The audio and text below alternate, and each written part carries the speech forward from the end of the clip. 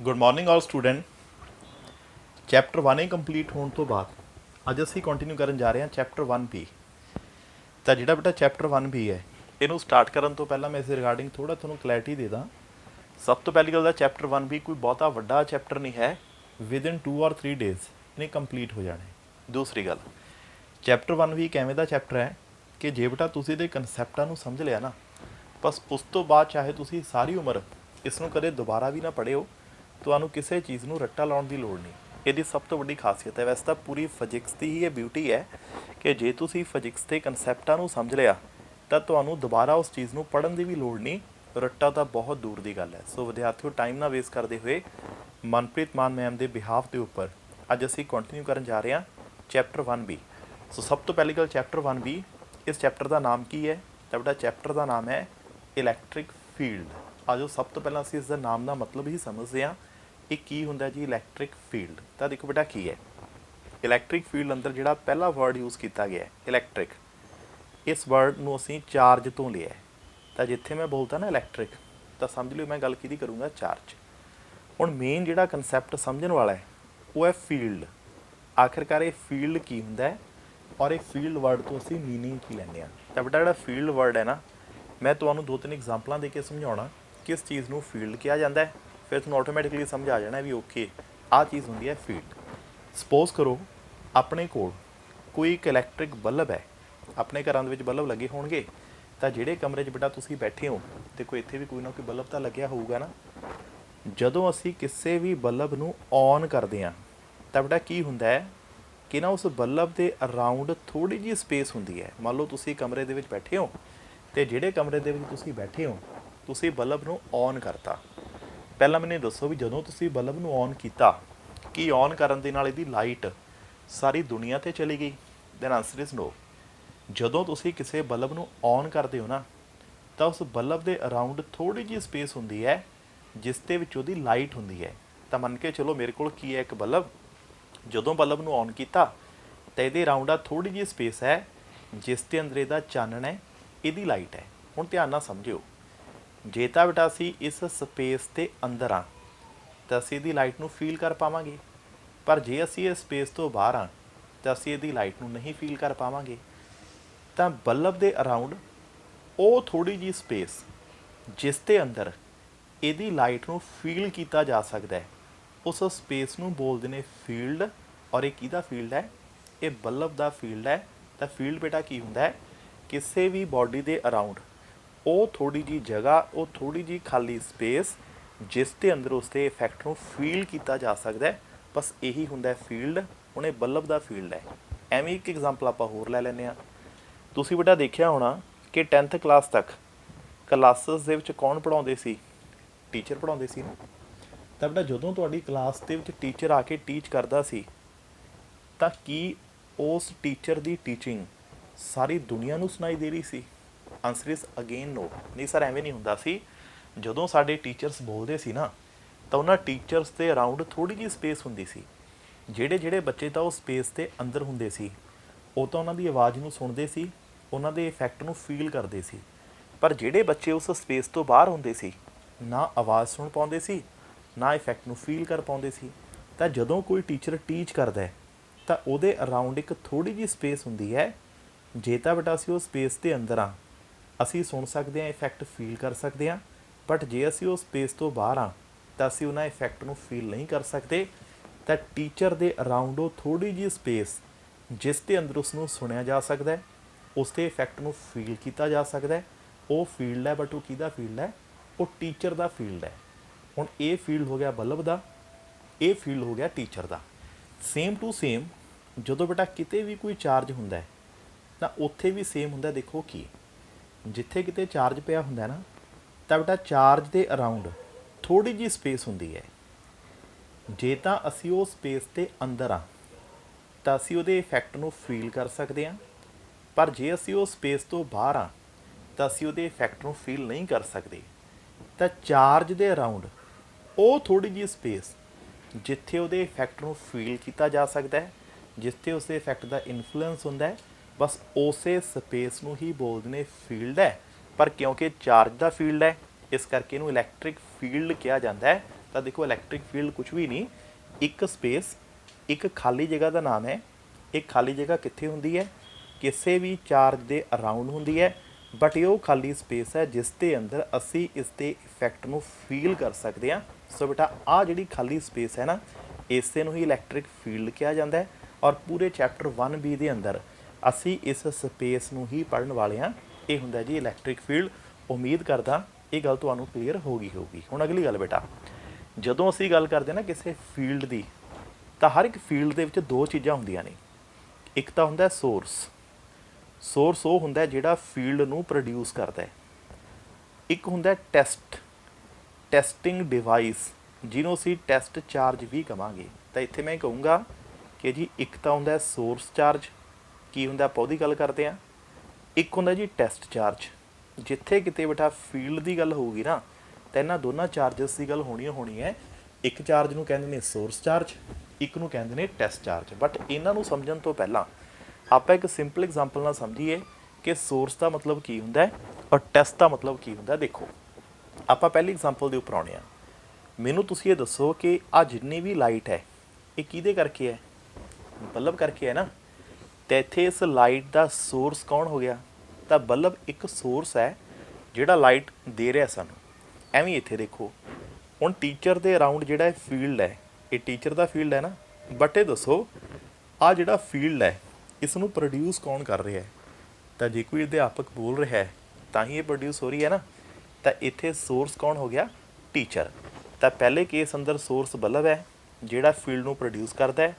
ਦੂਜੇ ਕੇਸ ਅੰਦਰ source teacher ਹੈ ਜਿਹੜਾ ਫੀਲਡ ਨੂੰ ਪ੍ਰੋਡਿਊਸ ਕਰਦਾ। ਸੇਮ ਟੂ ਸੇਮ ਇੱਥੇ ਦੇਖੋ, ਆਹ ਵਾਲਾ ਜਿਹੜਾ ਚਾਰਜ ਹੈ ਇਹ ਉਹ ਚਾਰਜ ਹੈ ਜਿਹੜਾ ਇਸ ਫੀਲਡ ਨੂੰ ਪ੍ਰੋਡਿਊਸ ਕਰ ਰਿਹਾ ਹੈ। ਤਾਂ ਬੇਟਾ ਜਿਹੜਾ ਵੀ ਫੀਲਡ ਨੂੰ ਪ੍ਰੋਡਿਊਸ ਕਰੇ ਉਸ ਨੂੰ ਸੋਰਸ ਕਿਹਾ ਜਾਂਦਾ ਹੈ।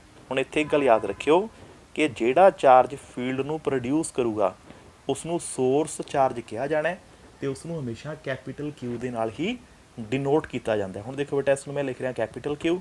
ਤਾਂ ਜਿੱਥੇ ਕਿਤੇ ਚੈਪਟਰ 1B ਦੇ ਅੰਦਰ ਤੁਹਾਨੂੰ ਕੈਪੀਟਲ ਕਿਊ ਦਿਖੇ, ਸਮਝ ਲਿਓ ਇਹ ਉਹ ਚਾਰਜ ਹੈ ਜਿਹੜਾ ਫੀਲਡ ਨੂੰ ਪ੍ਰੋਡਿਊਸ ਕਰਦਾ ਹੈ।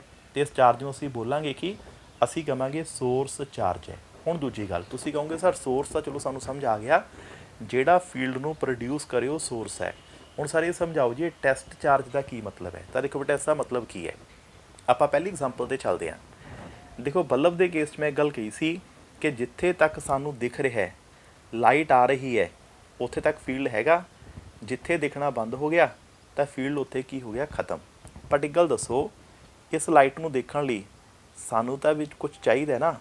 ਤਾਂ ਸਾਡੇ ਕੋਲ ਆਈਜ਼ ਹੋਣੀਆਂ ਬਹੁਤ ਜ਼ਰੂਰੀ ਨੇ। ਦੇਖੋ ਜੇ ਤੁਹਾਡੇ ਕੋਲ ਅੱਖਾਂ ਨੇ, ਆਈਜ਼ ਨੇ, ਇਹ ਫ਼ਰਕ ਵੀ ਤੁਸੀਂ ਫੇਰ ਹੀ ਕੱਢ ਪਾਓਗੇ। ਮੰਨ ਲਓ ਇੱਕ ਬੰਦਾ ਬਲਾਈਂਡ ਹੈ, ਅੰਨਾ ਬੰਦਾ ਹੈ। ਹੁਣ ਬਲਾਈਂਡ ਬੰਦੇ ਨੂੰ ਇੱਥੇ ਖੜਾ ਦਿਓ ਭਾਵੇਂ ਇੱਥੇ ਖੜਾ ਦਿਓ, ਕੀ ਇੱਕ ਬਲਾਈਂਡ ਬੰਦਾ ਫ਼ਰਕ ਕੱਢ ਦੂਗਾ? ਨਹੀਂ। ਇਹ ਫ਼ਰਕ ਸਿਰਫ ਉਹ ਬੰਦਾ ਹੀ ਕੱਢ ਸਕਦਾ ਹੈ ਜਿਹਦੇ ਕੋਲ ਇੱਕ ਟੈਸਟਿੰਗ ਡਿਵਾਈਸ ਹੋਵੇ। ਅਤੇ ਆਪਣੀ ਇੱਥੇ ਟੈਸਟਿੰਗ ਡਿਵਾਈਸ ਕੌਣ ਹੈ? ਆਈਜ਼। ਤਾਂ ਬਲਬ ਦਾ ਕੰਮ ਹੈ ਸੋਰਸ ਨੂੰ ਪ੍ਰੋਡਿਊਸ ਕਰਨਾ, ਅਤੇ ਸਾਡੀਆਂ ਜਿਹੜੀਆਂ ਆਈਜ਼ ਨੇ ਉਹ ਟੈਸਟ ਕਰਦੀਆਂ ਨੇ। ਇੱਥੇ ਤੱਕ ਦਿਖ ਰਿਹਾ ਹੈ, ਇੱਥੇ ਦਿਖਣਾ ਬੰਦ ਹੋ ਗਿਆ। ਤਾਂ ਜਿੱਥੇ ਤੱਕ ਦਿਖ ਰਿਹਾ ਹੈ ਉਹ ਟੈਸਟਿੰਗ ਕੌਣ ਕਰ ਰਿਹਾ ਹੈ? ਤਾਂ ਆਈਜ਼ ਕਰਦੀਆਂ ਨਾ ਟੈਸਟਿੰਗ। ਤਾਂ ਇੱਥੇ ਬਲਬ ਹੋ ਗਿਆ ਸੋਰਸ, ਆਈਜ਼ ਹੋ ਗਈਆਂ ਟੈਸਟ। ਹੁਣ ਆ ਜਾਓ ਐਵੇਂ ਟੀਚਰ ਦੀ ਗੱਲ ਕਰਦੇ ਹਾਂ। ਹੁਣ ਮੰਨ ਕੇ ਚਲੋ ਬੇਟਾ ਆਹ ਫੀਲਡ ਟੀਚਰ ਨੇ ਪ੍ਰੋਡਿਊਸ ਕੀਤਾ ਹੈ। ਇਹਦੇ ਪ੍ਰੋਡਿਊਸ ਕੀਤੇ ਫੀਲਡ ਨੂੰ ਟੈਸਟ ਕਰਨ ਲਈ ਸਾਡੇ ਕੋਲ ਈਅਰਸ ਦਾ ਹੋਣਾ ਬਹੁਤ ਜ਼ਰੂਰੀ ਹੈ, ਕੰਨਾਂ ਦਾ ਹੋਣਾ ਬਹੁਤ ਜ਼ਰੂਰੀ ਹੈ। ਸੋਚੋ ਇੱਕ ਬੰਦਾ ਜਿਸ ਨੂੰ ਸੁਣਾਈ ਨਹੀਂ ਦਿੰਦਾ, ਜਿਹਨੂੰ ਆਪਾਂ ਡੀਫਰੈਂਟ ਡੰਪ ਬੋਲ ਦਿੰਦੇ ਹਾਂ। ਹੁਣ ਜੇ ਕਿਸੇ ਬੰਦੇ ਨੂੰ ਸੁਣਾਈ ਨਹੀਂ ਦੇ ਰਿਹਾ ਤਾਂ ਕੀ ਉਹ ਇਸ ਫੀਲਡ ਦੇ ਵਿੱਚ ਫ਼ਰਕ ਕੱਢ ਪਾਊਗਾ? ਨਹੀਂ ਜੀ। ਤਾਂ ਜੇ ਟੀਚਰ ਦੇ ਫੀਲਡ ਨੂੰ ਟੈਸਟ ਕਰਨਾ ਹੈ, ਸਾਡੇ ਕੋਲ ਇੱਕ ਟੈਸਟਿੰਗ ਡਿਵਾਈਸ ਹੋਣੀ ਚਾਹੀਦੀ ਹੈ। ਅਤੇ ਉਹ ਕੌਣ ਨੇ? ਉਹ ਸਾਡੇ ਈਅਰਸ, ਸਾਡੇ ਕੰਨ ਨੇ। ਹੁਣ ਇਹਨਾਂ ਦੋਨਾਂ ਐਗਜ਼ਾਮਪਲਾਂ ਤੋਂ ਦੇਖੋ ਆਪਾਂ ਕੀ ਸਿੱਖਿਆ। ਜਿੱਥੇ ਫੀਲਡ ਆ ਉੱਥੇ ਦੋ ਚੀਜ਼ਾਂ ਹੁੰਦੀਆਂ ਨੇ, ਇੱਕ ਹੁੰਦਾ ਸੋਰਸ, ਇੱਕ ਹੁੰਦੀ ਹੈ ਟੈਸਟਿੰਗ ਡਿਵਾਈਸ। ਤਾਂ ਪਹਿਲੇ ਕੇਸ 'ਚ ਬਲਬ ਕੀ ਹੈ? ਸੋਰਸ ਹੈ, ਆਈਜ਼ ਉਹਨੂੰ ਟੈਸਟ ਕਰਦੀਆਂ ਨੇ। ਦੂਸਰੇ ਕੇਸ ਅੰਦਰ ਟੀਚਰ ਕੀ ਹੈ? ਸੋਰਸ। ਸਾਡੇ ਈਅਰਸ ਟੈਸਟ ਕਰਦੇ ਨੇ ਕਿੱਥੇ ਫੀਲਡ ਹੈ ਕਿੱਥੇ ਨਹੀਂ ਹੈ। ਸੇਮ ਟੂ ਸੇਮ ਜਿਹੜਾ ਤੀਸਰਾ ਕੇਸ ਹੈ ਨਾ ਫਿਜ਼ਿਕਸ ਵਾਲਾ, ਇਹਦੇ ਅੰਦਰ ਜਿਹੜਾ ਕੈਪੀਟਲ ਕਿਊ ਹੈ ਇਹ ਤਾਂ ਫੀਲਡ ਨੂੰ ਪ੍ਰੋਡਿਊਸ ਕਰਦਾ ਹੈ। ਹੁਣ ਇਸ ਪ੍ਰੋਡਿਊਸ ਕੀਤੇ ਫੀਲਡ ਨੂੰ ਟੈਸਟ ਕਰਨ ਲਈ ਇੱਕ ਚਾਰਜ ਵਰਤਿਆ ਜਾਂਦਾ ਹੈ ਕਿਊ ਨੋਟ, ਅਤੇ ਇਸੇ ਨੂੰ ਹੀ ਬੋਲਦੇ ਨੇ ਟੈਸਟ ਚਾਰਜ। ਹੁਣ ਇਹ ਉਹ ਚਾਰਜ ਹੈ ਜਿਹੜਾ ਇਹ ਟੈਸਟ ਕਰਕੇ ਦੱਸੂਗਾ ਕਿ ਫੀਲਡ ਹੈਗਾ ਕਿ ਨਹੀਂ ਹੈਗਾ, ਤਾਂ ਇਸ ਨੂੰ ਬੇਟਾ ਹਮੇਸ਼ਾ Q ਨੋਟ ਨਾਲ ਡਿਨੋਟ ਕੀਤਾ ਜਾਂਦਾ ਹੈ। ਤਾਂ ਮੁੱਕਦੀ ਗੱਲ, ਇਲੈਕਟ੍ਰਿਕ ਫੀਲਡ ਸਾਰੇ ਚੈਪਟਰ 'ਚ ਐਵੇਂ ਹੋਊਗਾ, ਸਾਡੇ ਕੋਲ ਨਾ ਦੋ ਚਾਰਜ ਹੋਇਆ ਕਰਨਗੇ। ਇੱਕ ਚਾਰਜ ਕੈਪੀਟਲ Q, ਇੱਕ ਹੋਊਗਾ Q ਨੋਟ। ਕੈਪੀਟਲ Q ਦਾ ਕੰਮ ਕੀ ਹੋਇਆ ਕਰੂਗਾ? ਫੀਲਡ ਨੂੰ ਪ੍ਰੋਡਿਊਸ ਕਰਨਾ। ਤੇ Q ਨੋਟ ਦਾ ਕੰਮ ਕੀ ਹੋਇਆ ਕਰੂਗਾ? ਪ੍ਰੋਡਿਊਸ ਕੀਤੇ ਹੋਏ ਫੀਲਡ ਨੂੰ ਟੈਸਟ ਕਰਨਾ। ਤਾਂ ਜਿਹੜਾ ਫੀਲਡ ਨੂੰ ਪ੍ਰੋਡਿਊਸ ਕਰੂ ਉਹ ਸੋਰਸ ਹੋ ਗਿਆ ਜੀ, ਤੇ ਜਿਹੜਾ ਪ੍ਰੋਡਿਊਸ ਕੀਤੇ ਫੀਲਡ ਨੂੰ ਟੈਸਟ ਕਰੂਗਾ ਉਸ ਨੂੰ ਅਸੀਂ ਕਹਾਂਗੇ ਟੈਸਟ ਚਾਰਜ। ਸੋਹਣੇ ਦੋ ਤਰ੍ਹਾਂ ਦੇ ਚਾਰਜ ਨੇ। ਤਾਂ ਉਮੀਦ ਕਰਦਾ ਫੀਲਡ ਕੀ ਹੁੰਦਾ ਹੈ, ਇਲੈਕਟ੍ਰਿਕ ਫੀਲਡ ਕੀ ਹੁੰਦਾ ਹੈ, ਸੋਰਸ ਚਾਰਜ ਕੀ ਹੁੰਦਾ ਹੈ, ਤੇ ਟੈਸਟ ਚਾਰਜ ਕੀ ਹੁੰਦਾ ਹੈ, ਇਹ ਚਾਰੋਂ ਕਨਸੈਪਟ ਤੁਹਾਡੇ ਇਸ ਡਿਸਕਸ਼ਨ ਦੇ ਵਿੱਚੋਂ ਕਲੀਅਰ ਹੋ ਗਏ ਹੋਣਗੇ। ਸੁਣ ਚੱਲਦੇ ਹਾਂ ਇਸ ਤੋਂ ਅੱਗੇ। ਤਾਂ ਬੇਟਾ ਜਦੋਂ ਆਪਾਂ ਨੂੰ ਇਹ ਆਈਡੀਆ ਹੋ ਗਿਆ ਕਿ ਅਸੀਂ ਇਲੈਕਟ੍ਰਿਕ ਫੀਲਡ ਪੜ੍ਹਨਾ ਹੈ, ਫੀਲਡ ਖਾਲੀ ਸਪੇਸ ਨੂੰ ਕਹਿੰਦੇ ਨੇ, ਚਾਰਜ ਦੇ ਰਾਊਂਡ ਹੁੰਦੀ ਹੈ ਜੀ। ਜਿਹੜਾ ਫੀਲਡ ਪ੍ਰੋਡਿਊਸ ਕਰੂਗਾ ਉਹਨੂੰ ਸੋਰਸ ਚਾਰਜ ਕਹਾਂਗੇ, ਜਿਹੜਾ ਪ੍ਰੋਡਿਊਸ ਕੀਤੇ ਫੀਲਡ ਨੂੰ ਟੈਸਟ ਕਰੂਗਾ ਉਹਨੂੰ ਅਸੀਂ ਟੈਸਟ ਚਾਰਜ ਕਹਾਂਗੇ। ਹੁਣ ਇਹ ਸਾਡਾ ਪਹਿਲਾ ਟੌਪਿਕ ਸੀ ਜਿਹੜਾ ਕਾਫੀ ਇੰਪੋਰਟੈਂਟ ਹੈ, ਜਿੱਥੋਂ ਤੁਹਾਡਾ ਸਾਰਾ ਬੇਸ ਸ਼ੁਰੂ ਹੁੰਦਾ ਹੈ ਚੈਪਟਰ 1B ਦਾ।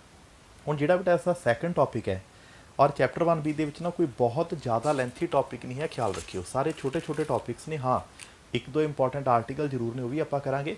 ਹੁਣ ਆਪਾਂ ਚੱਲਦੇ ਹਾਂ ਦੂਸਰੇ ਟੌਪਿਕ ਦੇ ਉੱਪਰ। ਹੁਣ ਦੇਖੋ ਜਿਹੜਾ ਦੂਸਰਾ ਟੌਪਿਕ ਹੈ ਨਾ, ਉਸ ਦੇ ਵਿੱਚ ਦੋ ਵਰਡ ਤਾਂ ਸੇਮ ਨੇ। ਪਹਿਲਾ ਵਰਡ ਮੈਂ ਲਿਖਿਆ ਇਲੈਕਟ੍ਰਿਕ, ਮਤਲਬ ਕੀ ਹੈ? ਚਾਰਜ। ਸੈਕੰਡ ਵਰਡ ਮੈਂ ਲਿਖਿਆ ਫੀਲਡ। ਹੁਣ ਫੀਲਡ ਕੀ ਹੁੰਦਾ? ਬਹੁਤ ਸਿਆਣੇ ਹੋ, ਸਾਰੇ ਬੱਚੇ ਸਮਝ ਹੀ ਗਏ ਹੋਣਗੇ। ਹੁਣ ਦੇਖੋ ਇਹ ਦੋ ਵਰਡ ਤਾਂ ਮੇਰੇ ਪੁਰਾਣੇ ਹੀ ਨੇ, ਇਲੈਕਟ੍ਰਿਕ ਫੀਲਡ। ਇੱਕ ਤੀਸਰਾ ਵਰਡ ਮੈਂ ਇੱਥੇ ਯੂਜ਼ ਕਰ ਰਿਹਾ, ਅਤੇ ਉਸ ਤੀਸਰੇ ਵਰਡ ਨੂੰ ਬੋਲਦੇ ਨੇ ਇੰਟੈਂਸਿਟੀ। ਹੁਣ ਇੱਥੇ ਕੁਐਸਚਨ ਤੁਹਾਡੇ ਇਹ ਹੋਣਾ ਚਾਹੀਦਾ ਹੈ, ਸਾਰੇ ਇਲੈਕਟ੍ਰਿਕ ਫੀਲਡ ਇੰਟੈਂਸਿਟੀ, ਹੁਣ ਇਹ ਕੀ ਹੁੰਦੀ ਹੈ ਜੀ? ਤਾਂ ਕੋਈ ਦਿੱਕਤ ਨਹੀਂ, ਆਜੋ ਸਮਝਦੇ ਹਾਂ ਕੀ ਹੁੰਦੀ ਹੈ ਇਲੈਕਟ੍ਰਿਕ ਫੀਲਡ ਇੰਟੈਂਸਿਟੀ। ਬੜਾ ਸੌਖਾ ਜਿਹਾ ਟੌਪਿਕ ਹੈ, ਬਟ ਇਸ ਪੂਰੇ ਚੈਪਟਰ ਦੇ ਵਿੱਚ ਇੱਕ ਚੀਜ਼ ਯਾਦ ਰੱਖਿਓ, ਸਾਡੇ ਜਿੰਨੇ ਵੀ ਆਰਟੀਕਲ ਨੇ, ਜਿੰਨੀਆਂ ਡੈਰੀਵੇਸ਼ਨਸ ਨੇ, ਸਭ ਦੇ ਅੰਦਰ ਅਸੀਂ ਇੱਕੋ ਚੀਜ਼ ਲੱਭਣ ਵਾਲੇ ਹਾਂ, ਅਤੇ ਉਸ ਦਾ ਨਾਮ ਕੀ ਹੈ? Electric field intensity. ਹੁਣ ਸਮਝਦੇ ਹਾਂ ਬੇਟਾ ਇਲੈਕਟ੍ਰਿਕ ਫੀਲਡ ਇੰਟੈਂਸਿਟੀ ਕੀ ਹੁੰਦੀ ਹੈ। ਪਰ ਸਭ ਤੋਂ ਪਹਿਲੀ ਗੱਲ ਇਹਦੇ ਕਨਸੈਪਟ ਨੂੰ ਸਮਝਿਓ। ਆਖਿਰਕਾਰ ਇਹ ਕਨਸੈਪਟ ਹੈ ਕੀ ਹੈ, ਕੀ ਹੁੰਦੀ ਹੈ ਜੀ ਇਲੈਕਟ੍ਰਿਕ ਫੀਲਡ ਇੰਟੈਂਸਿਟੀ। ਤਾਂ ਜੇ ਬੇਟਾ ਮੈਂ ਕਨਸੈਪਟ ਦੀ ਗੱਲ ਕਰਾਂ, ਦੇਖੋ ਆਪਾਂ ਇੱਥੋਂ ਸ਼ੁਰੂ ਕਰਦੇ ਹਾਂ। ਪਹਿਲੀ ਐਗਜ਼ਾਮਪਲ ਆਪਾਂ ਲੈ ਕੇ ਚੱਲੇ ਸੀ ਟੀਚਰ ਦੀ।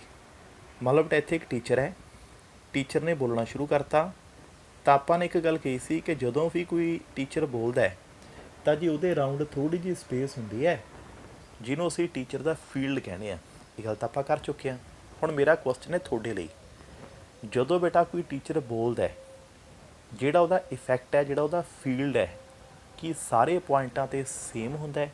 ਮਤਲਬ ਮੰਨ ਕੇ ਚੱਲੋ ਇੱਕ ਬੱਚਾ ਕਲਾਸ ਦੇ ਵਿੱਚ ਬਿਲਕੁਲ ਅੱਗੇ ਬੈਠਾ ਹੈ, ਪਹਿਲੀ ਲਾਈਨ ਦੇ ਵਿੱਚ। ਇੱਕ ਬੱਚਾ ਕਲਾਸ ਦੇ ਵਿੱਚ ਬਿਲਕੁਲ ਐਂਡ 'ਤੇ ਬੈਠਾ ਹੈ, ਲਾਸਟ ਲਾਈਨ ਦੇ ਵਿੱਚ। ਇੱਕ ਬੱਚਾ ਬੈਠਾ ਹੈ ਕਲਾਸ ਤੋਂ ਬਾਹਰ ਕੰਟੀਨ ਦੇ ਵਿੱਚ। ਹੁਣ ਸਮਝਿਓ ਧਿਆਨ ਨਾਲ, ਦੇਖੋ ਟੀਚਰ ਉਹੀ ਹੈ, ਉਹ ਇਮਾਨਦਾਰੀ ਨਾਲ ਪੜ੍ਹਾ ਰਿਹਾ ਹੈ, ਬਟ ਫਰਕ ਦੇਖੋ, ਇੱਕ ਬੱਚਾ ਤਾਂ ਪਹਿਲੀ ਲਾਈਨ 'ਚ ਹੀ ਬੈਠਾ ਹੈ ਬਿਲਕੁਲ ਟੀਚਰ ਦੇ ਨੇੜੇ, ਇੱਕ ਬੈਠਾ ਕਲਾਸ 'ਚ ਹੈ ਬਟ ਬੈਠਾ ਬਿਲਕੁਲ ਲਾਸਟ ਵਾਲੇ ਟੇਬਲ 'ਤੇ, ਇੱਕ ਕਿਤੇ ਬਾਹਰ ਕੰਟੀਨ 'ਚ ਬੈਠਾ ਹੈ। ਹੁਣ ਮੈਨੂੰ ਇਹ ਦੱਸੋ ਕਿ ਇਹਨਾਂ ਤਿੰਨਾਂ ਬੱਚਿਆਂ 'ਤੇ ਟੀਚਰ ਦਾ ਇਫੈਕਟ ਸੇਮ ਹੋਊਗਾ? ਕੀ ਟੀਚਰ ਦੇ ਫੀਲਡ ਦੀ ਸਟਰੈਂਥ ਇਹਨਾਂ ਤਿੰਨਾਂ ਪੁਆਇੰਟਾਂ ਲਈ ਸੇਮ ਹੋਊਗੀ? ਤਾਂ ਆਨਸਰ ਹੈ ਨੋ। ਨਹੀਂ ਸਰ, ਐਵੇਂ ਨਹੀਂ ਹੋਊਗਾ। ਜਿਹੜਾ ਬੱਚਾ ਤਾਂ ਟੀਚਰ ਦੇ ਬਿਲਕੁਲ ਨੇੜੇ ਬੈਠਾ ਹੈ ਉਹਨੂੰ ਆਵਾਜ਼ ਵੀ ਜ਼ਿਆਦਾ ਸੁਣਾਈ ਦੇਊਗੀ, ਉਸ 'ਤੇ ਟੀਚਰ ਦੇ ਇਫੈਕਟ ਵੀ ਜ਼ਿਆਦਾ ਹੋਣਗੇ। ਸਰ ਜਿਹੜਾ ਟੀਚਰ ਤੋਂ ਦੂਰ ਬੱਚਾ ਬੈਠਾ ਹੈ ਉਹਨੂੰ ਆਵਾਜ਼ ਘੱਟ ਸੁਣਾਈ ਦੇਊਗੀ, ਅਤੇ ਉਹਦੇ ਉੱਪਰ ਟੀਚਰ ਦੇ ਫੀਲਡ ਦੇ ਇਫੈਕਟ ਵੀ ਘੱਟ ਹੋਣਗੇ। ਅਤੇ ਜਿਹੜਾ ਸਰ ਕੰਟੀਨ ਦੇ ਵਿੱਚ ਬੈਠਾ ਹੈ ਉਹਨੂੰ ਤਾਂ ਟੀਚਰ ਦੀ ਆਵਾਜ਼ ਸੁਣਾਈ ਵੀ ਨਹੀਂ ਦੇਣੀ, ਤਾਂ ਇਫੈਕਟ ਉਹਦੇ ਉੱਪਰ ਕੀ ਹੋਣਾ ਹੈ? ਹੁਣ ਇੱਥੋਂ ਆਪਾਂ ਇਹ ਸਿੱਖਿਆ, ਮਤਲਬ ਜਿਹੜੇ ਸਾਡੇ ਫੀਲਡ ਨੇ ਨਾ, ਇਹ ਸਾਰੇ ਪੁਆਇੰਟਾਂ 'ਤੇ ਬਰਾਬਰ ਸਟਰੋਂਗ ਨਹੀਂ ਹੁੰਦੇ। ਕੁਝ ਪੁਆਇੰਟਾਂ 'ਤੇ ਸਟਰੋਂਗ ਹੁੰਦੇ ਨੇ, ਕੁਝ ਪੁਆਇੰਟਾਂ 'ਤੇ ਵੀਕ ਹੁੰਦੇ ਨੇ, ਅਤੇ ਕੁਝ ਪੁਆਇੰਟਾਂ 'ਤੇ ਹੁੰਦੇ ਹੀ ਨਹੀਂ। ਤਾਂ ਸਾਡਾ ਫੀਲਡ ਕਿੱਥੇ ਸਟਰੋਂਗ ਹੈ, ਕਿੱਥੇ ਵੀਕ ਹੈ, ਕਿੱਥੇ ਹੈ ਅਤੇ ਕਿੱਥੇ ਨਹੀਂ ਹੈ, ਜਿੱਥੋਂ ਸਾਨੂੰ ਇਹ ਕਲੀਅਰ ਹੋਵੇ ਨਾ, ਬਸ ਉਸੇ ਕਨਸੈਪਟ ਦਾ ਹੀ ਨਾਮ ਹੈ ਇਲੈਕਟ੍ਰਿਕ ਫੀਲਡ ਇੰਟੈਂਸਿਟੀ। ਤਾਂ ਸਭ ਤੋਂ ਪਹਿਲੀ ਗੱਲ ਅਸੀਂ ਇੱਥੋਂ ਸ਼ੁਰੂ ਕਰਾਂਗੇ ਕਿ ਜੇ ਕੋਈ ਮੈਨੂੰ ਪੁੱਛੇ ਕਿ ਜੀ ਇਲੈਕਟ੍ਰਿਕ ਫੀਲਡ ਇੰਟੈਂਸਿਟੀ ਤੋਂ ਸਾਨੂੰ ਪਤਾ ਕੀ ਲੱਗਦਾ ਹੈ, ਤਾਂ ਬੇਟਾ ਬੜਾ ਸਿੰਪਲ ਜਿਹਾ ਆਨਸਰ ਹੈ, ਸਾਨੂੰ ਪਤਾ ਲੱਗਦੀ ਹੈ ਸਟਰੈਂਥ। ਕਿਹਦੀ ਸਟਰੈਂਥ? ਇਲੈਕਟ੍ਰਿਕ ਫੀਲਡ ਦੀ ਸਟਰੈਂਥ। ਕਿੱਥੇ ਫੀਲਡ ਹੈ, ਕਿੱਥੇ ਨਹੀਂ ਹੈ, ਜੇ ਹੈ ਉਹ ਵੀਕ ਹੈ ਜਾਂ ਸਟਰੋਂਗ ਹੈ। ਤਾਂ ਜਿੱਥੋਂ ਇਹ ਕਨਸੈਪਟ ਕਲੀਅਰ ਹੋਵੇ ਬਸ ਉਸੇ ਨੂੰ ਹੀ ਬੋਲਦੇ ਨੇ ਇਲੈਕਟ੍ਰਿਕ ਫੀਲਡ ਇੰਟੈਂਸਿਟੀ। ਹੁਣ ਦੂਜੀ ਗੱਲ, ਜਿਹੜੀ ਬੇਟਾ ਇਲੈਕਟ੍ਰਿਕ ਫੀਲਡ ਇੰਟੈਂਸਿਟੀ ਹੈ, ਇਸ ਨੂੰ ਹਮੇਸ਼ਾ E ਨਾਲ ਡਿਨੋਟ ਕੀਤਾ ਜਾਂਦਾ, ਯਾਦ ਰੱਖਿਓ।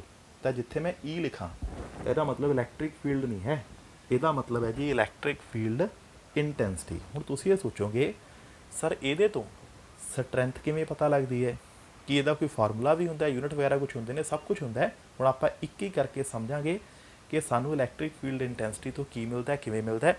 ਆਖਿਰਕਾਰ ਇਹ ਪੂਰੀ ਕਹਾਣੀ ਹੈ ਕੀ ਹੈ, ਤਾਂ ਬੇਟਾ ਹੁਣ ਇਸ ਪੂਰੇ ਕਨਸੈਪਟ ਨੂੰ ਸਮਝਣ ਦੀ ਕੋਸ਼ਿਸ਼ ਕਰਦੇ ਹਾਂ। ਦੇਖੋ, ਮੰਨ ਲਓ ਮੇਰੇ ਕੋਲ ਇੱਥੇ ਇੱਕ ਚਾਰਜ ਪਿਆ ਕੈਪੀਟਲ ਕਿਊ। ਹੁਣ ਮੈਂ ਨਹੀਂ ਬੋਲੂੰਗਾ, ਤੁਸੀਂ ਬੋਲੋਗੇ। ਸੋਚ ਕੇ ਦੱਸੋ, ਕੈਪੀਟਲ ਕਿਊ ਨੂੰ ਪਿੱਛੇ ਜੇ ਆਪਾਂ ਕੀ ਕਿਹਾ ਸੀ, ਇਹ ਕਿਹੜਾ ਚਾਰਜ ਹੁੰਦਾ ਹੈ? Source charge. Very good. ਹੁਣ ਦੱਸੋ, ਜੇ ਸੋਰਸ ਚਾਰਜ ਹੈ ਤੇਰਾ ਕੰਮ ਕੀ ਹੋਊਗਾ? ਫੀਲਡ ਨੂੰ ਪ੍ਰੋਡਿਊਸ ਕਰਨਾ। ਹੁਣ ਕਿਉਂਕਿ ਬੇਟਾ ਸੋਰਸ ਚਾਰਜ ਹੈ ਤੈਨੇ ਫੀਲਡ ਨੂੰ ਪ੍ਰੋਡਿਊਸ ਕਰਤਾ। ਹੁਣ ਇਹ ਉਹ ਥੋੜ੍ਹੀ ਜਿਹੀ ਸਪੇਸ ਹੈ ਜਿਸ ਦੇ ਅੰਦਰ ਇਹਦੇ ਇਫੈਕਟ ਨੂੰ ਅਸੀਂ ਫੀਲ ਕਰ ਸਕਦੇ ਹਾਂ। ਪਰ ਇੱਕ ਗੱਲ ਮੈਨੂੰ ਪੱਕੀ ਪਤਾ ਹੈ, ਸਾਰੇ ਪੁਆਇੰਟਾਂ 'ਤੇ ਇਹਦਾ ਇਫੈਕਟ ਇੱਕੋ ਜਿਹਾ ਥੋੜ੍ਹਾ ਹੋਊਗਾ। ਚਲੋ ਆਪਾਂ ਇਹ ਕੰਮ ਕਰਦੇ ਹਾਂ, ਆਪਣੀ ਮਰਜ਼ੀ ਨਾਲ ਇੱਕ ਪੁਆਇੰਟ ਇੱਥੇ ਲੈ ਲੈਂਦੇ ਹਾਂ, ਇੱਕ ਪੁਆਇੰਟ ਇੱਥੇ। ਇੱਕ ਨੂੰ ਕਹਿ ਲਓ ਪੁਆਇੰਟ 1, ਇੱਕ ਨੂੰ ਕਹਿ ਲਓ ਪੁਆਇੰਟ 2। ਤੁਸੀਂ ਕੰਮ ਕਰੋ, ਫਿਜ਼ਿਕਸ ਰੱਖੋ ਇੱਕ ਪਾਸੇ। ਪਹਿਲਾਂ ਵੈਸੇ ਹੀ ਸੋਚ ਕੇ ਦੱਸੋ, ਤੁਹਾਡਾ ਦਿਲ ਕੀ ਕਹਿੰਦਾ ਹੈ ਕਿ ਜਿਹੜਾ ਫੀਲਡ ਹੈ ਸਟਰੋਂਗ ਕਿੱਥੇ ਹੋਊਗਾ? 1 'ਤੇ ਸਟਰੋਂਗ ਹੋਊਗਾ ਕਿ 2 'ਤੇ ਸਟਰੋਂਗ ਹੋਊਗਾ? ਸੋਚ ਕੇ। ਬਿਲਕੁਲ ਸਹੀ ਸਰ, ਪੁਆਇੰਟ 1 ਨੇੜੇ ਹੈ ਔਰ ਨੇੜੇ ਇਫੈਕਟ ਜ਼ਿਆਦਾ ਹੁੰਦੇ ਨੇ। ਸਰ ਪੁਆਇੰਟ 2 ਦੂਰ ਹੈ ਅਤੇ ਉੱਥੇ ਇਫੈਕਟ ਘੱਟ ਹੋਣਗੇ। ਚਲੋ ਇਹ ਤਾਂ ਆਪਾਂ ਨਾ ਇੱਕ ਕਾਮਨ ਸੈਂਸ ਵਰਤ ਲਈ, ਬਟ ਫਿਜ਼ਿਕਸ ਦੇ ਅੰਦਰ ਇਸ ਚੀਜ਼ ਨੂੰ ਕਿਵੇਂ ਦੇਖਿਆ ਜਾਂਦਾ ਹੈ? ਹੁਣ ਦੇਖੋ ਬੇਟਾ, ਇਸ ਨੂੰ ਕਿਵੇਂ ਦੇਖਣਾ ਹੈ। ਯਾਦ ਕਰੋ, ਮੈਂ ਤੁਹਾਨੂੰ ਇਸ ਤੋਂ ਪਿਛਲੇ ਕਨਸੈਪਟ ਸਮਝਾਇਆ ਸੀ। ਇੱਕ ਤਾਂ ਹੁੰਦਾ ਸੋਰਸ ਚਾਰਜ, ਜਿਹੜਾ ਪ੍ਰੋਡਿਊਸ ਕਰਦਾ ਹੈ ਫੀਲਡ ਨੂੰ, ਔਰ ਦੂਜਾ ਚਾਰਜ ਕਿਹੜਾ ਸੀ? Test charge. ਸੋ ਹੁਣ ਸਿੰਪਲ ਜੀ ਗੱਲ ਯਾਦ ਰੱਖਿਓ, ਜਿਹੜੇ ਪੁਆਇੰਟਾਂ 'ਤੇ ਟੈਸਟਿੰਗ ਕਰਨੀ ਹੈ ਉੱਥੇ ਅਸੀਂ ਰੱਖਾਂਗੇ ਚਾਰਜ Q0। ਹੁਣ ਦੇਖੋ, ਮੈਂ ਟੈਸਟ ਕਰਨਾ ਚਾਹ ਰਿਹਾ, ਮੈਂ ਕੀ ਟੈਸਟ ਕਰਨਾ ਚਾਹ ਰਿਹਾ ਕਿ ਫੀਲਡ 1 'ਤੇ ਸਟਰੋਂਗ ਹੈ ਕਿ 2 'ਤੇ ਸਟਰੋਂਗ ਹੈ। ਅਤੇ ਟੈਸਟਿੰਗ ਜਿੱਥੇ ਕਰਨੀ ਹੈ ਤਾਂ ਉੱਥੇ ਇੱਕ ਛੋਟਾ ਜਿਹਾ ਚਾਰਜ ਰੱਖਿਆ ਜਾਂਦਾ, ਉਸੇ ਨੂੰ ਹੀ ਬੋਲਦੇ ਨੇ ਟੈਸਟ ਚਾਰਜ। ਹੁਣ ਜਿਹੜਾ ਬੇਟਾ ਟੈਸਟ ਚਾਰਜ ਹੈ ਨਾ, ਇਹਦੇ ਰਿਗਾਰਡਿੰਗ ਮੈਂ ਤੁਹਾਨੂੰ ਕੁਝ ਕੁ ਗੱਲਾਂ ਪਹਿਲਾਂ ਹੀ ਕਲੀਅਰ ਕਰਦਾ। ਸਭ ਤੋਂ ਪਹਿਲੀ ਗੱਲ, ਇਸ ਨੂੰ ਬੋਲਦੇ ਪਤਾ ਕੀ ਨੇ? ਤਾਂ 3 ਵਰਡ ਯੂਜ਼ ਕੀਤੇ ਜਾਂਦੇ ਨੇ। ਪਹਿਲਾ ਵਰਡ ਇਹ ਯੂਨਿਟ ਹੁੰਦਾ ਹੈ, ਦੂਸਰਾ ਵਰਡ ਇਹ ਪੋਜ਼ੀਟਿਵ ਹੁੰਦਾ ਹੈ, ਆਲਵੇਜ਼। ਪਹਿਲੀ ਗੱਲ ਇਹ ਯੂਨਿਟ ਹੈ, ਦੂਸਰਾ ਇਹ ਕੀ ਹੈ? ਪੋਜ਼ੀਟਿਵ ਹੈ, ਤੀਸਰਾ ਬੇਟਾ ਇਸ ਨੂੰ ਬੋਲਦੇ ਨੇ ਟੈਸਟ ਚਾਰਜ। ਤਾਂ ਜਦੋਂ ਨਾ ਤੁਸੀਂ ਬੁੱਕ ਪੜ੍ਹੋਗੇ ਤਾਂ ਉਸ 'ਤੇ ਹਮੇਸ਼ਾ ਲਿਖਿਆ ਹੋਊਗਾ ਯੂਨਿਟ, ਪੋਜ਼ੀਟਿਵ, ਟੈਸਟ ਚਾਰਜ। ਹੁਣ ਇਹਦਾ ਕੀ ਮਤਲਬ ਹੈ? ਦੇਖੋ, ਜਦੋਂ ਕਹਤਾ ਯੂਨਿਟ ਤਾਂ ਮਤਲਬ ਇਹਦੀ ਵੈਲਿਊ ਹਮੇਸ਼ਾ 1 ਹੁੰਦੀ ਹੈ। ਇਹ ਗੱਲ ਯਾਦ ਰੱਖਿਓ, ਆਲਵੇਜ਼ 1। ਪੋਜ਼ੀਟਿਵ ਮਤਲਬ ਇਹ ਕਦੇ ਨੈਗੇਟਿਵ ਨਹੀਂ ਹੁੰਦਾ, ਆਲਵੇਜ਼ ਪੋਜ਼ੀਟਿਵ। ਟੈਸਟ ਦਾ ਕੀ ਮਤਲਬ ਹੈ? ਆਪਾਂ ਪਹਿਲਾਂ ਹੀ ਗੱਲ ਕਰ ਚੁੱਕੇ ਹਾਂ ਵੀ ਇਹਦਾ ਕੰਮ ਹੀ ਟੈਸਟਿੰਗ ਕਰਨਾ ਹੈ। ਸੋ ਇਸ ਕਰਕੇ ਜਿੱਥੇ ਤੁਹਾਨੂੰ Q0 ਲਿਖਿਆ ਮਿਲੇ ਤਾਂ ਇਸ ਨੂੰ ਬੋਲਣਾ ਕੀ ਹੈ? Unit, positive, test charge. ਹੁਣ ਆਪਾਂ ਬੇਟਾ ਸਮਝਣ ਦੀ ਕੋਸ਼ਿਸ਼ ਕਰਦੇ ਹਾਂ ਕਿ ਯੂਨਿਟ ਦਾ ਕੀ ਮਤਲਬ ਹੈ, ਇਹ ਕਿਵੇਂ ਟੈਸਟ ਕਰੂਗਾ ਵੀ ਇੱਥੇ ਫੀਲਡ ਸਟਰੋਂਗ ਹੈ ਜਾਂ ਇੱਥੇ ਫੀਲਡ ਸਟਰੋਂਗ ਹੈ। ਆਖਿਰਕਾਰ ਇੰਟੈਂਸਿਟੀ ਦਾ ਫਾਰਮੂਲਾ ਕੀ ਹੈ ਅਤੇ ਜੋ ਵੀ ਫਾਰਮੂਲਾ ਹੈ ਉਹਦਾ ਮਤਲਬ ਕੀ ਹੁੰਦਾ ਹੈ। ਤਾਂ ਹੁਣ ਦੇਖੋ ਬੇਟਾ, ਆਪਾਂ ਇਸ ਚੀਜ਼ ਨੂੰ ਸਮਝਦੇ ਹਾਂ। ਦੇਖੋ, ਪਹਿਲੀ ਗੱਲ ਯਾਦ ਰੱਖਿਓ ਕਿ ਜਿਹੜੀ ਇਲੈਕਟ੍ਰਿਕ ਫੀਲਡ ਇੰਟੈਂਸਿਟੀ ਹੈ, ਇਹਦਾ ਬੇਟਾ ਫਾਰਮੂਲਾ ਹੁੰਦਾ ਹੈ F/Q0। ਇਹਦੀ ਸਭ ਤੋਂ ਸਿੰਪਲ ਫਾਰਮ ਹੈ ਤਾਂ ਇਲੈਕਟ੍ਰਿਕ ਫੀਲਡ ਇੰਟੈਂਸਿਟੀ ਪੂਰੀ ਫਿਜ਼ਿਕਸ ਦੇ ਵਿੱਚ ਜਿੱਥੇ ਤੁਹਾਨੂੰ ਲਿਖੀ ਮਿਲੂਗੀ, ਸਕੇਲਰ ਫਾਰਮ 'ਚ ਇਹੀ ਲਿਖੀ ਹੋਊ E=F/Q। ਹੁਣ ਸਮਝਦੇ ਹਾਂ ਇਸ ਦਾ ਮਤਲਬ ਕੀ ਹੈ। ਦੇਖੋ, ਮੈਂ ਪਹਿਲਾਂ ਹੀ ਗੱਲ ਕਹੀ ਹੈ ਕਿ ਜਿਹੜਾ ਬੇਟਾ Q0 ਹੈ ਇਹਦੀ ਵੈਲਿਊ ਕਿੰਨੀ ਹੁੰਦੀ ਹੈ? ਯੂਨਿਟ 1 ਹੁੰਦੀ ਹੈ ਤਾਂ ਹਮੇਸ਼ਾ। ਹੁਣ ਦੱਸੋ, ਜੇ Q0 ਨੂੰ 1 ਪੁੱਟ ਕਰਦਾ ਤਾਂ ਇਲੈਕਟ੍ਰਿਕ ਫੀਲਡ ਇੰਟੈਂਸਿਟੀ ਕਿਹਦੀ ਇਕੁਅਲ ਆ ਜੂਗੀ? ਫੋਰਸ ਦੇ ਇਕੁਅਲ ਆ ਜੂ ਨਾ, ਬਸ। ਆਹੀ ਇਹਦੀ ਡੈਫੀਨੇਸ਼ਨ ਹੈ ਇਲੈਕਟ੍ਰਿਕ ਫੀਲਡ ਇੰਟੈਂਸਿਟੀ ਦੀ। ਹੁਣ ਡੈਫੀਨੇਸ਼ਨ ਨੂੰ ਸਮਝਿਓ ਪਹਿਲਾਂ, ਬਾਕੀ ਗੱਲਾਂ ਆਪਾਂ ਉਸ ਤੋਂ ਬਾਅਦ ਕਰਦੇ ਹਾਂ। ਦੇਖੋ, ਜੇ ਕੋਈ ਮੈਨੂੰ ਪੇਪਰ 'ਚ ਪੁੱਛੇ ਸਰ ਇਲੈਕਟ੍ਰਿਕ ਫੀਲਡ ਇੰਟੈਂਸਿਟੀ ਦੀ ਡੈਫੀਨੇਸ਼ਨ ਕੀ ਹੈ, ਤਾਂ ਡੈਫੀਨੇਸ਼ਨ ਬੇਟਾ ਇਹ ਹੁੰਦੀ ਹੈ, ਕਹਿੰਦੇ ਇਲੈਕਟ੍ਰਿਕ ਫੀਲਡ ਇੰਟੈਂਸਿਟੀ ਇਕੁਅਲ ਹੁੰਦੀ ਹੈ ਕਿਹਦੇ? ਫੋਰਸ ਦੇ। ਬਟ ਇਹ ਫੋਰਸ ਲੱਗਦੀ ਕਿਹਦੇ 'ਤੇ ਹੈ? ਇੱਕ ਯੂਨਿਟ ਪੋਜ਼ੀਟਿਵ ਟੈਸਟ ਚਾਰਜ 'ਤੇ। ਕਹਿੰਦੇ ਫੀਲਡ ਦੇ ਅੰਦਰ ਯੂਨਿਟ ਪੋਜ਼ੀਟਿਵ ਟੈਸਟ ਚਾਰਜ ਰੱਖੋ, ਉਸ ਯੂਨਿਟ ਪੋਜ਼ੀਟਿਵ ਟੈਸਟ ਚਾਰਜ 'ਤੇ ਬਸ ਜਿੰਨੀ ਵੀ ਫੋਰਸ ਲੱਗੀ ਉਸੇ ਨੂੰ ਹੀ ਬੋਲਦੇ ਨੇ ਇਲੈਕਟ੍ਰਿਕ ਫੀਲਡ ਇੰਟੈਂਸਿਟੀ। ਹੁਣ ਦੇਖੋ ਬੇਟਾ ਕਿਵੇਂ, ਆਹ ਚਾਰਜ ਕੀ ਹੈ? ਪੋਜ਼ੀਟਿਵ। ਮੈਂ ਹੁਣੀ ਕਿਹਾ Q0 ਹਮੇਸ਼ਾ ਕੀ ਹੁੰਦਾ ਹੈ? ਪੋਜ਼ੀਟਿਵ। ਆ ਵੀ ਪੋਜ਼ੀਟਿਵ ਅਤੇ ਆ ਵੀ ਕੀ ਹੋ ਗਿਆ? ਪੋਜ਼ੀਟਿਵ। ਹੁਣ ਇਹ ਦੱਸੋ, ਪੋਜ਼ੀਟਿਵ ਰਿਪੈਲ ਕਰਦੇ ਨੇ ਕਿ ਅਟਰੈਕਟ ਕਰਦੇ ਨੇ? ਰਿਪੈਲ ਕਰਦੇ ਨੇ। ਹੁਣ ਦੇਖੋ ਬੇਟਾ ਕੀ ਹੋਣਾ, ਆਹ ਪੋਜ਼ੀਟਿਵ ਇਹਨੂੰ ਰਿਪੈਲ ਕਰੂ ਅਤੇ ਇੱਥੇ ਇੱਕ ਫੋਰਸ ਲੱਗੂ ਇਸ ਡਾਇਰੈਕਸ਼ਨ 'ਚ। ਹੁਣ ਐਵੇਂ ਜਿਹੜਾ ਆਹ ਵਾਲਾ ਪੋਜ਼ੀਟਿਵ ਹੈ ਉਹ ਵੀ ਤੈਨੂੰ ਰਿਪੈਲ ਕਰੂਗਾ, ਤਾਂ ਫੋਰਸ ਇਸ ਤੇ ਵੀ ਲੱਗੂਗੀ। ਹੁਣ ਸਮਝਿਓ ਧਿਆਨ ਨਾਲ, ਮੰਨ ਲਓ ਪਹਿਲੇ ਤੇ ਜਿਹੜੀ ਫੋਰਸ ਲੱਗੀ 70 ਨਿਊਟਨ ਲੱਗੀ, 70 ਨਿਊਟਨ, ਔਰ ਦੂਸਰੇ ਤੇ ਜਿਹੜੀ ਫੋਰਸ ਲੱਗੀ ਇਹ ਲੱਗੀ 10 ਨਿਊਟਨ।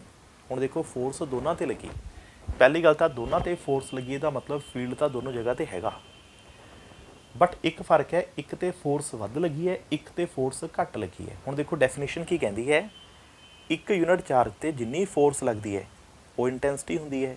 ਇਹਦਾ ਮਤਲਬ ਇੱਥੇ ਇੰਟੈਂਸਿਟੀ ਕਿੰਨੀ ਹੋਗੀ 70 ਨਿਊਟਨ ਪਰ ਕੂਲਮ, ਇੱਥੇ ਹੋਗੀ 10 ਨਿਊਟਨ ਪਰ ਕੂਲਮ। ਹੁਣ ਆਪਾਂ ਨੂੰ ਇਹ ਪਤਾ ਚੱਲ ਗਿਆ ਇੱਥੇ 70 ਹੈ ਤਾਂ ਫੀਲਡ ਕੀ ਹੈ ਸਟਰੋਂਗ, ਇੱਥੇ 10 ਹੈ ਤਾਂ ਫੀਲਡ ਕੀ ਹੈ ਵੀਕ। ਸੋ ਮੁੱਕਦੀ ਗੱਲ, ਇੱਕ ਯੂਨਿਟ ਚਾਰਜ ਤੇ ਜਿੰਨੀ ਵੀ ਫੋਰਸ ਲੱਗਦੀ ਹੈ ਬਸ ਉਹੀ ਡਿਸਾਈਡ ਕਰਦੀ ਹੈ ਕਿ ਫੀਲਡ ਸਟਰੋਂਗ ਹੋਊਗਾ ਜਾਂ ਫੀਲਡ ਵੀਕ ਹੋਊਗਾ। ਹੁਣ ਤੁਸੀਂ ਇੱਕ ਗੱਲ ਜ਼ਰੂਰ ਸੋਚੋਗੇ, ਸਰ ਬਾਕੀ ਗੱਲ ਤਾਂ ਚਲੋ ਸਮਝ ਆ ਗਈ ਕਿ ਜੀ ਫੋਰਸ ਨੂੰ ਦੇਖ ਕੇ ਪਤਾ ਲੱਗ ਜੂਗਾ, ਜੇ ਤਾਂ ਫੋਰਸ ਥੋੜੀ ਲੱਗੀ ਤਾਂ ਫੀਲਡ ਵੀਕ ਹੈ, ਤੇ ਜੇ ਫੋਰਸ ਜ਼ਿਆਦਾ ਲੱਗੀ ਤਾਂ ਫੀਲਡ ਕੀ ਹੈ ਸਟਰੋਂਗ। ਬਟ ਇਹ ਯੂਨਿਟ ਬਾਰ-ਬਾਰ ਆਪਾਂ ਕਿਉਂ ਬੋਲ ਰਹੇ ਹਾਂ ਯੂਨਿਟ ਚਾਰਜ, ਇਹ ਯੂਨਿਟ ਦਾ ਮਤਲਬ ਕੀ ਹੈ। ਚਲੋ ਮੈਂ ਬਿਲਕੁਲ ਸੌਖੀ ਐਗਜ਼ਾਮਪਲ ਦੇ ਕੇ ਸਮਝਾਉਣਾ, ਫਿਰ ਤੁਹਾਨੂੰ ਸਮਝ ਆ ਜੂ ਵੀ ਯੂਨਿਟ ਦਾ ਮਤਲਬ ਇੱਥੇ ਕੀ ਹੈ। ਅੱਛਾ ਬੇਟਾ ਮੈਨੂੰ ਗੱਲ ਦੱਸੋ, ਕਦੇ ਮਾਰਕੀਟ ਦੇ ਵਿੱਚ ਜਾ ਕੇ ਖੁਦ ਆਪ ਕੱਪੜਾ ਖਰੀਦਿਆ? ਤਾਂ ਜੇ ਨਾ ਬਾਜ਼ਾਰ ਦੇ ਵਿੱਚ ਜਾ ਕੇ ਤੁਸੀਂ ਕੱਪੜਾ ਖਰੀਦਿਆ ਹੋਵੇ ਤਾਂ ਇੱਕ ਚੀਜ਼ ਨੋਟ ਕਰਿਓ, ਮੈਂ ਇੱਕ ਐਗਜ਼ਾਮਪਲ ਲੈ ਕੇ ਚੱਲਦਾ ਵੀ ਤੁਹਾਨੂੰ ਮੈਂ ਬਾਜ਼ਾਰ ਭੇਜਤਾ, ਤੁਹਾਨੂੰ ਕੀ ਕਿਹਾ ਬੇਟਾ ਤੁਸੀਂ ਨਾ ਦੋ ਤਰ੍ਹਾਂ ਦੇ ਕੱਪੜੇ ਲੈ ਕੇ ਆਉਣੇ ਨੇ, ਇੱਕ ਮਹਿੰਗਾ ਕੱਪੜਾ ਅਤੇ ਇੱਕ ਸਸਤਾ ਕੱਪੜਾ। ਹੁਣ ਸੁਣਿਓ ਧਿਆਨ ਨਾਲ, ਮਹਿੰਗੇ ਅਤੇ ਸਸਤੇ ਦਾ ਡਿਸੀਜ਼ਨ ਫੈਸਲਾ ਕਿਵੇਂ ਹੁੰਦਾ ਹੈ। ਤੁਸੀਂ ਦੁਕਾਨ 'ਤੇ ਗਏ ਅਤੇ ਦੁਕਾਨਦਾਰ ਨੂੰ ਜਾ ਕੇ ਪੁੱਛਿਆ ਕਿ ਆਹ ਵਾਲਾ ਜਿਹੜਾ ਕੱਪੜਾ ਹੈ 1 ਮੀਟਰ ਕਿੰਨੇ ਦਾ ਹੈ, ਤਾਂ ਦੁਕਾਨਦਾਰ ਕਹਿ ਰਿਹਾ ਜੀ 1 ਮੀਟਰ ਹੈਗਾ 50 ਰੁਪਏ ਦਾ। ਦੂਜਾ ਕੱਪੜਾ ਚੱਕਿਆ, ਉਹਨੂੰ ਪੁੱਛਿਆ ਵੀ ਆਹ 1 ਮੀਟਰ ਕਿੰਨੇ ਦਾ ਹੈ, ਉਹ ਕਹਿੰਦਾ ਜੀ ਇਹ 200 ਰੁਪਏ ਮੀਟਰ ਹੈ। ਹੁਣ ਨੋਟ ਕਰੋ ਬੇਟਾ, ਤੁਸੀਂ ਰੇਟ ਪੁੱਛਦੇ ਹੋ 1 ਯੂਨਿਟ ਦਾ, 1 ਮੀਟਰ 50 ਦਾ ਹੈ, 1 ਮੀਟਰ ਹੀ 200 ਦਾ ਹੈ। ਹੁਣ ਦੱਸੋ ਕਿਹੜਾ ਮਹਿੰਗਾ ਹੈ? 200 ਵਾਲਾ ਮਹਿੰਗਾ ਹੈ ਨਾ। ਪਰ ਮਹਿੰਗਾ ਜਾਂ ਸਸਤਾ ਕਹਿਣ ਤੋਂ ਪਹਿਲਾਂ ਤੁਸੀਂ ਗੱਲ ਪਤਾ ਕਿਹਦੀ ਕੀਤੀ ਹੈ, 1 ਯੂਨਿਟ ਦੀ, 1 ਮੀਟਰ ਦੀ। ਐਵੇਂ ਇੱਕ ਐਗਜ਼ਾਮਪਲ ਹੋਰ ਲੈ ਲਓ, ਮੰਨ ਲਓ ਮੈਂ ਤੁਹਾਨੂੰ ਪੁੱਛਾਂ ਕਿ ਬੇਟਾ ਪੈਟਰੋਲ ਮਹਿੰਗਾ ਹੁੰਦਾ ਹੈ ਕਿ ਡੀਜ਼ਲ ਮਹਿੰਗਾ ਹੁੰਦਾ ਹੈ, ਤਾਂ ਤੁਸੀਂ ਕਹੋਗੇ ਜੀ ਪੈਟਰੋਲ ਮਹਿੰਗਾ ਹੈ। ਮੈਂ ਪੁੱਛੂੰ ਕਿਵੇਂ? ਸਰ ਪੈਟਰੋਲ ਦਾ ਰੇਟ 80 ਹੈ ਜੀ ਅਤੇ ਡੀਜ਼ਲ ਦਾ ਰੇਟ 70 ਹੈ। ਹੁਣ ਇਹ ਦੱਸੋ 80 ਰੇਟ ਕਾਹਦਾ ਹੈ? ਉਹ 1 ਲੀਟਰ ਦਾ ਰੇਟ ਹੈ, 1 ਲੀਟਰ ਡੀਜ਼ਲ 1 ਲੀਟਰ ਪੈਟਰੋਲ। ਤਾਂ ਨੋਟ ਕਰੋ ਤੁਸੀਂ ਰੇਟ ਜਦੋਂ ਗੱਲ ਕਰਦੇ ਹੋ ਨਾ, ਮਹਿੰਗੇ ਸਸਤੇ ਦੀ ਕੰਪੈਰੀਜ਼ਨ ਕਰਦੇ ਹੋ, ਤਾਂ ਗੱਲ ਹਮੇਸ਼ਾ ਯੂਨਿਟ ਦੀ ਹੀ ਹੁੰਦੀ ਹੈ। ਤਾਂ ਤੇਲ ਲੈਣ ਜਾਂਦੇ ਹਾਂ 1 ਲੀਟਰ 1 ਯੂਨਿਟ, ਕੱਪੜਾ ਲੈਣ ਜਾਂਦੇ ਹਾਂ 1 ਮੀਟਰ ਪਰ ਮੀਟਰ। ਸੇਮ ਟੂ ਸੇਮ ਜਦੋਂ ਇਲੈਕਟ੍ਰਿਕ ਫੀਲਡ ਦੀ ਗੱਲ ਹੁੰਦੀ ਹੈ ਨਾ, ਇੱਥੇ ਵੀ ਉਹੀ ਗੱਲ ਹੁੰਦੀ ਹੈ ਕਿ 1 ਯੂਨਿਟ ਚਾਰਜ 'ਤੇ ਜੇ ਵੱਧ ਫੋਰਸ ਲੱਗੀ ਤਾਂ ਫੀਲਡ ਕੀ ਹੈ ਸਟਰੋਂਗ, 1 ਯੂਨਿਟ ਚਾਰਜ 'ਤੇ ਜੇ ਘੱਟ ਫੋਰਸ ਲੱਗੀ ਤਾਂ ਫੀਲਡ ਕੀ ਹੈ ਵੀਕ। ਤਾਂ ਮੁੱਕਦੀ ਗੱਲ ਇੰਨੀ ਕੁ ਹੈ, ਇਲੈਕਟ੍ਰਿਕ ਫੀਲਡ ਇੰਟੈਂਸਿਟੀ ਸਾਨੂੰ ਸਟਰੈਂਥ ਦੱਸਦੀ ਹੈ, ਕਿੱਥੇ ਫੀਲਡ ਸਟਰੋਂਗ ਹੈ ਕਿੱਥੇ ਵੀਕ ਹੈ। 1 ਯੂਨਿਟ ਚਾਰਜ 'ਤੇ ਜਿੰਨੀ ਵੀ ਫੋਰਸ ਲੱਗਦੀ ਹੈ ਉਸ ਨੂੰ ਇੰਟੈਂਸਿਟੀ ਕਿਹਾ ਜਾਂਦਾ ਹੈ। ਔਰ ਇਲੈਕਟ੍ਰਿਕ ਫੀਲਡ ਇੰਟੈਂਸਿਟੀ ਦਾ ਫਾਰਮੂਲਾ ਕੀ ਹੈ, E = F/Q0। ਹੁਣ ਇਸ ਤੋਂ ਬਾਅਦ ਬੇਟਾ 4 ਗੱਲਾਂ ਜਿਹੜੀਆਂ ਮੋਸਟ ਇੰਪੋਰਟੈਂਟ ਨੇ, ਹੁਣ ਆਪਾਂ ਉਹ ਡਿਸਕਸ ਕਰਦੇ ਹਾਂ। ਦੇਖੋ ਕਿਹੜੀਆਂ, ਕਈ ਵਾਰ ਪੇਪਰ 'ਚ ਪੁੱਛਿਆ ਜਾਂਦਾ ਹੈ ਕਿ ਜੀ ਇਲੈਕਟ੍ਰਿਕ ਫੀਲਡ ਇੰਟੈਂਸਿਟੀ ਦੀ ਵੈਕਟਰ ਫਾਰਮ ਦੱਸੋ ਕੀ ਹੈ। ਦੇਖੋ ਇਹਦੀ ਵੈਕਟਰ ਫਾਰਮ ਬੜੀ ਸਿੰਪਲ ਬਣਦੀ ਹੈ। ਆਪਾਂ ਨੇ ਹੁਣੀ ਕਿਹਾ ਇਲੈਕਟ੍ਰਿਕ ਫੀਲਡ ਇੰਟੈਂਸਿਟੀ ਕੀ ਹੁੰਦੀ ਹੈ, F/Q0 ਹੁੰਦੀ ਹੈ। ਇਹਦੇ ਅੰਦਰ ਜਿਹੜੀ ਬੇਟਾ ਫੋਰਸ ਹੈ ਨਾ, ਇਹ ਵੈਕਟਰ ਹੈ, ਕਿਉਂਕਿ ਫੋਰਸ ਵੈਕਟਰ ਹੈ ਤਾਂ ਇੰਟੈਂਸਿਟੀ ਵੀ ਕੀ ਹੋਗੀ ਵੈਕਟਰ। ਸੋ ਇਹ ਗੱਲ ਯਾਦ ਰੱਖਿਓ ਕਿ ਇਲੈਕਟ੍ਰਿਕ ਫੀਲਡ ਇੰਟੈਂਸਿਟੀ ਇੱਕ ਵੈਕਟਰ ਕੁਆਂਟਿਟੀ ਹੈ। ਬਟ ਇੱਕ ਚੀਜ਼ ਇੱਥੇ ਹੋਰ ਕਲੀਅਰ ਕਰਨਾ ਕਿ ਜਿਹੜੀ ਇਲੈਕਟ੍ਰਿਕ ਫੀਲਡ ਇੰਟੈਂਸਿਟੀ ਹੈ ਨਾ, ਇਹਦੀ ਆਪਣੀ ਡਾਇਰੈਕਸ਼ਨ ਕੋਈ ਨਹੀਂ ਹੁੰਦੀ। ਇਹਨੂੰ ਡਾਇਰੈਕਸ਼ਨ ਕਿੱਥੋਂ ਮਿਲਦੀ ਹੈ, ਫੋਰਸ ਤੋਂ ਹੀ ਮਿਲਦੀ ਹੈ। ਤਾਂ ਜਿਹੜੀ ਡਾਇਰੈਕਸ਼ਨ ਦੇ ਵਿੱਚ